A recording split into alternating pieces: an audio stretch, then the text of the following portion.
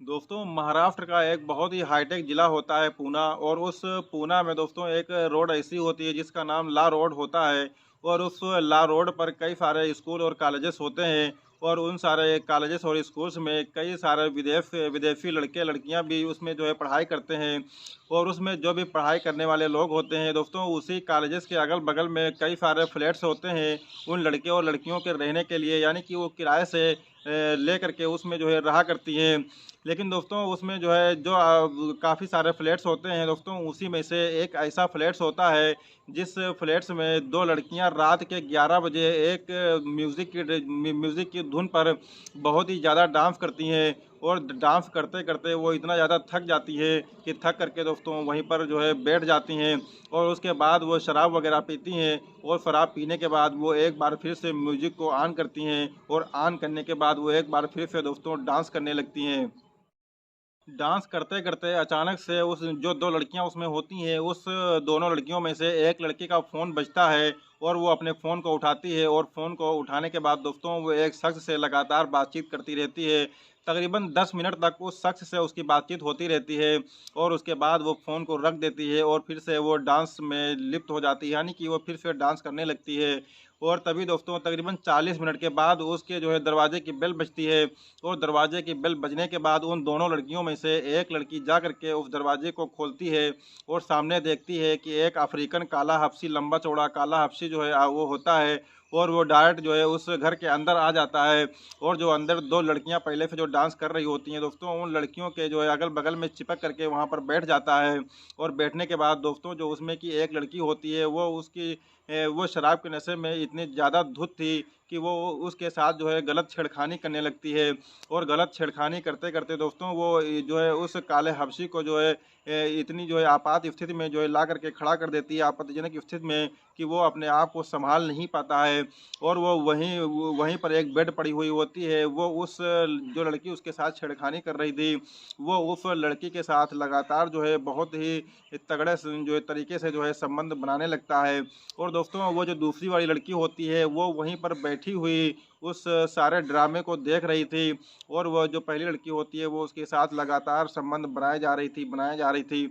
और उसको जो है बहुत ही ज़्यादा चरम सुख उसको दे रही थी। लेकिन जो दूसरी लड़की वहाँ पर बैठी हुई उन सारी चीज़ों को, उस सारे नज़ारे को देख रही थी, क्योंकि सबसे ख़ास बात ये थी कि उसके सामने ही वो सारा सब काम चल रहा था। दोस्तों उस चीज़ को जब वो देखती है तो देखने के बाद वो अपने आप को जो है बिल्कुल भी काबू में नहीं कर पाती है। और जैसे ही वो पहली लड़की से 10 मिनट के बाद छुट्टी पा जाती है, उसके बाद वो दूसरी लड़की जो होती है वो भी उसके साथ गलत संबंध जो है बनाने लगती है। और वो बहुत ही ज़ोरदार तरीके से उसके साथ भी तकरीबन आधे घंटे तक संबंध दोस्तों बनाता रहता है। दोस्तों इसके बाद वो तीनों लोग इतना ज़्यादा थक जाते हैं कि थक करके वहीं पर बैठ जाते हैं। और बैठने के बाद वो जो काला हबशी होता है वो उन दोनों लड़कियों से थोड़े थोड़े पैसे लेता है। और पैसे लेने के बाद वो वहाँ से रफू चक्कर हो जाता है। और दोस्तों जब वो वहाँ से रफू चक्कर हो जाता है तो दोस्तों ये कहानी दरअसल जो है महाराष्ट्र के जो है पुणे शहर की है। दोस्तों पुणे शहर में दो ऐसी जो लड़कियाँ होती हैं जो कॉलेज में पढ़ने वाली होती हैं। और वो बहुत ही अमीर घराने की होती हैं, तो इसलिए वो उस काले हबशी के जो है चक्कर में पड़ जाती हैं। और उनके साथ जो है तमाम तरीके से जो है गलत संबंध को स्थापित करती हैं। और उसके एवज में जो है उनको कुछ पैसे भी देती हैं। लेकिन दोस्तों इस कहानी का जो अंत होता है वो इतना खौफनाक था कि इसको जो है सुन करके वाकई में आप भी चौंक जाएंगे और परेशान हो जाएंगे। दोस्तों आपसे एक ही रिक्वेस्ट है कि आप इस कहानी के आखिर तक बने रहिएगा। दोस्तों आदाब, नमस्कार, मैं शादाब खान। अगर आप हमारे चैनल पर नए हैं तो प्लीज़ हमारे चैनल को सब्सक्राइब जरूर कर लीजिएगा। और कहानी को लाइक कीजिएगा और कमेंट जरूर कीजिएगा। दोस्तों चलते हैं सीधे कहानी की तरफ। दोस्तों 16 फरवरी सन 2021 की ये बात होती है। महाराष्ट्र के जो है एक बहुत ही प्रतिष्ठित जिला पड़ता है कोल्हापुर। और उसी कोल्हापुर में एक दीपू नाम का एक व्यक्ति रहा करता था जिसके परिवार में सिर्फ 4 ही लोग थे। यानी कि एक दीपू था और एक उसकी पत्नी थी और 2 उसकी बेटियां थीं। लेकिन जो उसमें उसकी जो 2 बेटियां थीं, उन बेटियों में से जो बड़ी बेटी थी उसकी शादी उसने जो है मुंबई से ही कर दी थी। और उसकी जो बड़ी बेटी थी वो अपने ससुराल वालों के साथ, अपने पति के साथ उसी मुंबई शहर में हंसी खुशी से रहती थी। और जो उसकी दूसरी दूसरी बेटी थी वैशाली, दोस्तों जो दूसरी बेटी थी तो वो जो है 12वीं क्लास में जो है वहीं आस पास के स्कूल में जो है एक इंटर कॉलेज से वो पढ़ाई कर रही होती है। लेकिन दोस्तों इसी तरीके से जो है वक्त गुजरता है, क्योंकि जो उसके पिताजी होते हैं वो बहुत ही धनी थे और बहुत ही रईस लोगों में उनकी गिनती होती थी।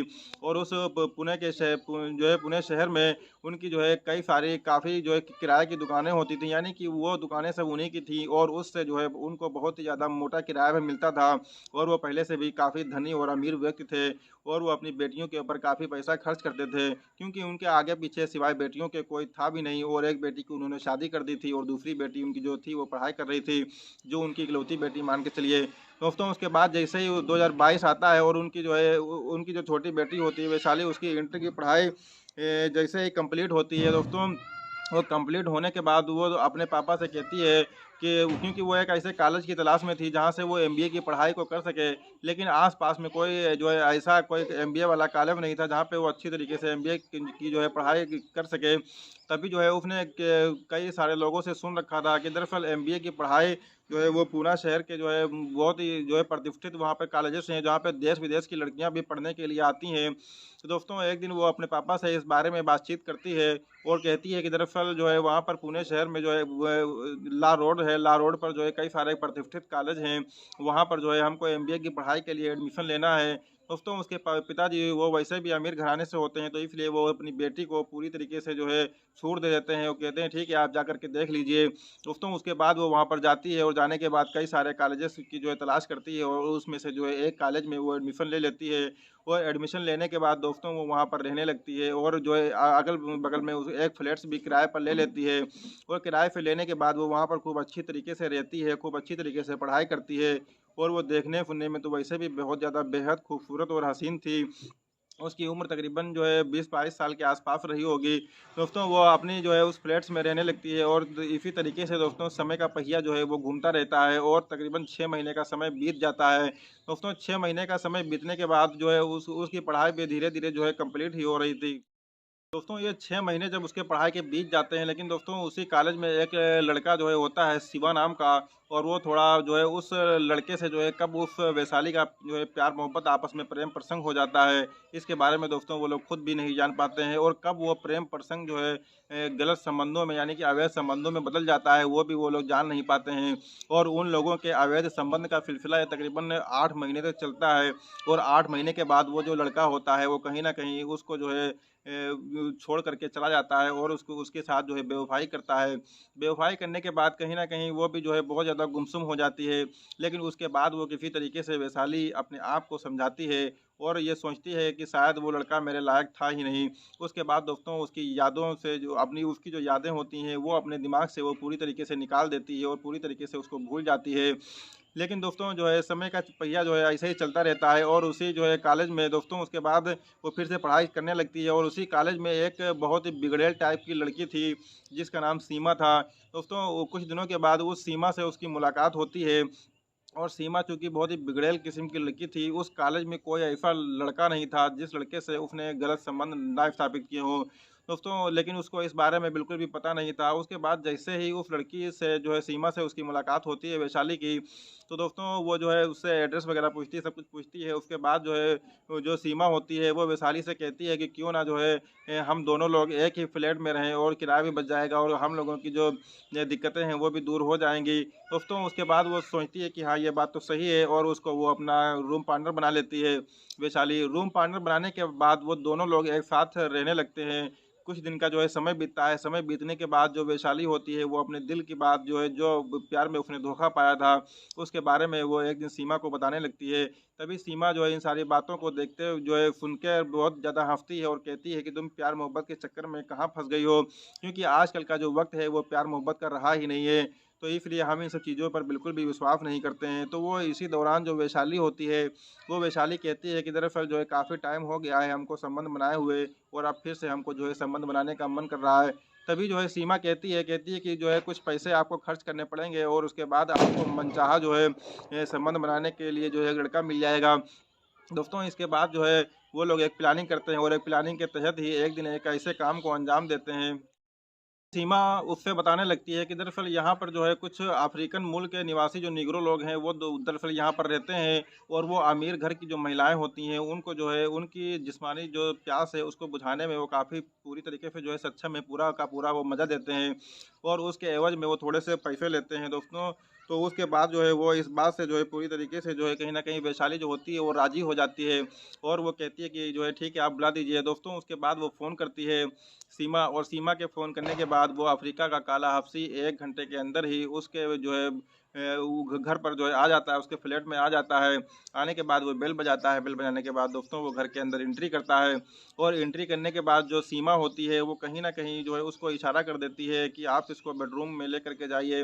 दोस्तों लेकिन जैसे ही उस काले हफ्सी को वो वैशाली देखती है तो देख देख करके वो डर जाती है और सोचती है कि जो है इतने जो है बेरहम इंसान के साथ हम जो है कैसे आखिर संबंध बना पाएँगे। लेकिन फिर भी जो है उसके इशारा करने के बावजूद भी वो उसको साथ में जो है बेडरूम में चली जाती है और बेडरूम में जाने के बाद दोस्तों 10 मिनट के बाद जो है वो अफ्रीका का काला हफ्सी उस इंडियन वैशाली के साथ दोस्तों इतनी दर्दनाक तरीके से संबंध बनाता है कि जिसकी जो है जिसको वो पूरी तरीके से जो है बर्दाश्त नहीं कर पाती है और वो हाथ जोड़ करके उससे माफ़ी माँगने लगती है और कहती है जो है छोड़ दीजिए।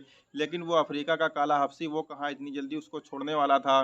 दोस्तों उसके बाद वो इतनी बेरहम तरीके से, इतनी बेदर्द तरीके से उसके साथ गलत संबंध को अंजाम देता है। तकरीबन आधा घंटे तक वो उसको बहुत ज़्यादा रुलाता है दोस्तों। उसके बाद वो उसको छोड़ देता है और जैसे ही उसको छोड़ता है दोस्तों वो जो है रोती हुई उस कमरे से बाहर निकलती है और डायरेक्ट सीमा के पास आती है और सीमा से कहती है कि इसने मेरे साथ जो है बहुत ही बेदर्द और बहुत ही बेरहम तरीके से उसने मेरे साथ संबंध बनाया है। दोस्तों जैसे ही इस बात को वो सुनती है सीमा, वो हँसने लगती है और कहती है कि शायद तुम्हारे साथ ये पहली बार हुआ है, तुमने शायद पहली बार जो है संबंध बनाए हैं। तो वो कहती है नहीं, पहली बार नहीं बनाए हैं, लेकिन जो है बहुत ज़्यादा दिक्कत हुई है हमको। तो वो कहती है कि अभी देखो हम जा रहे हैं इसके साथ और संबंध बना करके आ रहे हैं, आधे घंटे तक बनाएँगे और किसी भी प्रकार की कोई दिक्कत नहीं होगी।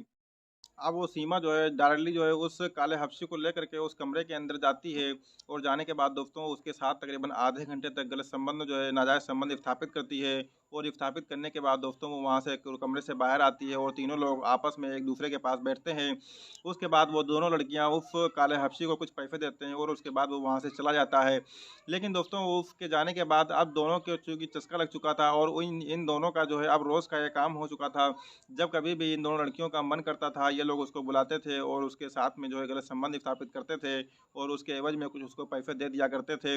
लेकिन दोस्तों अब वक़्त बीतता है और वक़्त बीतते-बीतते 2024 आ जाता है। 2024 में दोस्तों इन लोगों का जो एमबीए का सेमेस्टर होता है, वो लास्ट सेमेस्टर होता है। तो जो है चूँकि जो इसके जो वैशाली के घर वाले होते हैं, वो बहुत ही ज़्यादा अमीर होते हैं, तो वो जब भी अपने पापा से फ़ोन करती, तो वो वैशाली के अकाउंट में काफ़ी पैसे डलवा दिया करते थे और उन्हीं पैसों से जो उसके साथ में सीमा लड़की जो साथ में रहने वाली थी, वो भी उसी पैसों से जो है मौज-मस्ती करती थी। तो दोस्तों एक दिन ऐसा होता है कि वो अकेली जो है घर में बैठी होती है और बैठी-बैठी वो सारी बातें सोच रही होती है कि शायद जो है जो भी काम वो कर रही है, वो सारे के सारे काम जो है गलत है और उसको इस तरीके से कोई भी गलत काम नहीं करना चाहिए, क्योंकि उसके पिताजी उसके ऊपर काफ़ी ज़्यादा विश्वास करते हैं और उसको जो है फिर पढ़ाई के लिए यहाँ पर भेजा है और उसने वो जो है कितने ज़्यादा गलत संबंध लोगों से स्थापित कर लिए हैं और ऐसी लड़की से जो है अपना रिश्ता कायम किया है, जो खुद उसके साथ में रहती है और उसके बाप के दिए हुए पैसे को वो उड़ाती है। दोस्तों उसके बाद वो कहीं न कहीं सोचती है कि शायद अब इस लड़की को एक पल भी यहाँ पर रहने नहीं देना है और उसके बाद वो लड़की वो जैसे ही वहाँ पर आती है तो वो उससे कहती है कि मैं आपको अब अपना जो है रूम पार्टनर नहीं बना सकती हूँ। दोस्तों वो पूछती रहती है कि आखिर ऐसी कौन-सी बात हो गई जिसकी वज़ह से जो है तुम मुझसे नाराज़ हो गई हो? तो वो कहती है कि नहीं, ऐसी कोई बात नहीं है, लेकिन मैं तुमको जो है बिल्कुल भी अब अपने कमरे में नहीं रहना चाहती हूँ और आज शाम तक तुमको इस जो है फ्लैट को खाली करके जाना ही होगा। दोस्तों उसकी इस वैशाली की ज़िद के आगे सीमा की एक भी नहीं चलती है और वो शाम तक उससे जो है अपना फ्लैट जो है खाली करवा लेती है।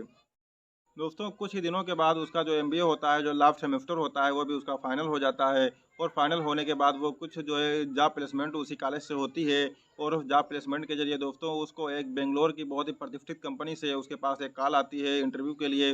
दोस्तों वो कुछ दिन के बाद जो है जो उसकी डेट लगी होती है, वो डायरेक्टली जो है कोल्हापुर से वो बेंगलोर जाती है इंटरव्यू देने के लिए और वो इंटरव्यू में सेलेक्ट हो जाती है और इंटरव्यू में सेलेक्ट होने के बाद काफ़ी अच्छी सैलरी उसको मिलती है और उसी कंपनी में उसको दोस्तों सिलेक्शन हो जाता है। सिलेक्शन होने के बाद वो अपने काम को वहाँ पर बखूबी खूब ईमानदारी से जो है अंजाम दे रही है और हँसी खुशी से जो है वो अपनी ज़िंदगी को जी रही है। लेकिन दोस्तों जब भी वो उन पुराने दिनों को याद करती है तो शायद कहीं न कहीं उसके रोंगटे खड़े हो जाते हैं और वो सोच में पड़ जाती है कि आखिरकार उसने जो है उन दिनों कितने गलत काम को अंजाम दिया था। लेकिन दोस्तों वो जब भी इन सारी चीज़ों को सोचती है तो उसके बाद जो है उसके रोंगटे खड़े होते हैं और इन सारी चीज़ों को वो भूल जाने की कसम खाती है। दोस्तों ये थी आज की कहानी। दोस्तों ये कहानी आपको कैसी लगी? अगर अच्छी लगी तो प्लीज़ लाइक कीजिएगा और कमेंट बॉक्स में दोस्तों अपनी राय ज़रूर रखिएगा। दोस्तों इस कहानी को सुनाने का उद्देश्य किसी की भावनाओं को आहत करना नहीं है, किसी को ठेस पहुँचाना नहीं है, बल्कि समाज में घटित हो रही घटनाओं से सिर्फ़ आपको अवगत कराना है, ताकि ऐसी घटनाएँ सुन कर के आप अपने आप को, अपने समाज को सुरक्षित रख सकें। दोस्तों मिलते हैं एक नए दिन, एक नई कहानी के साथ, तब तक के लिए शब ब खैर।